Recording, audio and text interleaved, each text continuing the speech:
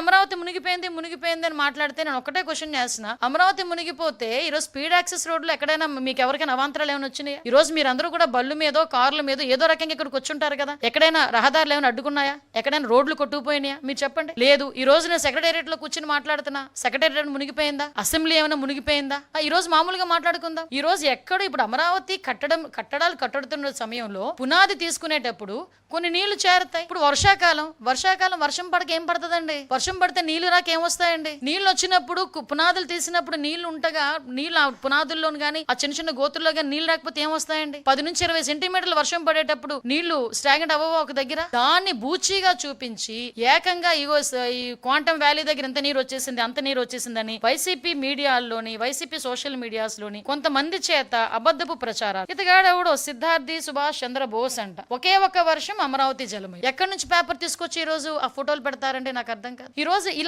ఇలాంటివి సోషల్ మీడియాలో వేసి ఇగో దీని గురించి అమరావతి కోసం 3 రిజర్వాయర్లు ఎందుకు, అమరావతిని ఒక రిజర్వాయర్ గా కడితే పోలే, ఈ మూడు పంటల పండనేల రిజర్వాయర్లు నీళ్లు పుష్కలంగా ఉండే కదా. అంటే ఇలాంటి ఒక రకమైన నెగిటివ్ యాంగిల్లో ప్రొజెక్ట్ చేయడం ఇది ఒక్కటే కాదండి. ఇలాగా ఒక మూకుమ్ముడిగా అమరావతి మీద దాడి చేశారు.